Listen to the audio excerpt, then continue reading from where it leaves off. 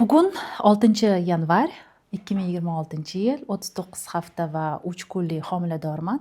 Gretsiyaning Afina shahridagi roddomga tayinlanganman. Bu yerda mani kiyimlarim, chaqaloqqa отдельно kiyimlarni tayyorladim. Menimcha juda ham ko'p, lekin bilmadim. Ko'proq olgan yaxshi, kamdan ko'ra. Kiyimlardan bu yerda faqat xalat, nachinushka oldim. O'z nachinushka kiyish yoqtirmayman. Undan tashqari pijama, noski, резиновые тапочки. Va albatta, ko'rsatsam birinchi bo'lib mana bunaqa prokladka oldim. Bu prokladka emas, даже kattalarning pampersi. Buni sotib olganimdan keyin mana bunaqa Always'ni spetsial ayollar uchun trusiklarini topdim. To'g'risini bu menga ko'proq yoqadi, lekin buni olib bo'lganligim uchun albatta buni ham tutishga majburman.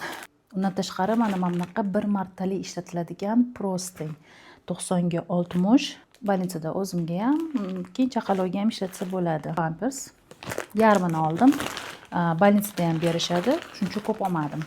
Tualetga ishlatiladigan bir martalik qog'ozlar, zubная щетка, zubная pasta, shampuny olaman. Bu yerda umuman Gretsiyada bolnitsaga chiqayotganda O'zbekistondagi prям tayyorlanishmaydi. Qanday bo'lsa shundayligicha chiqib ketaverishadi. Karnay, surnay, balo-batarlar yo'q. Bu yerga men faqat elementarni bir ikkita bo'yanadigan narsalarni olaman, chunki o'zim unaqa bo'yamayman.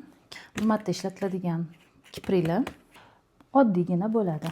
Homilador bo'lgan kunimdan boshlab bugungacha qilingan analizlarim hammasi shu yerda.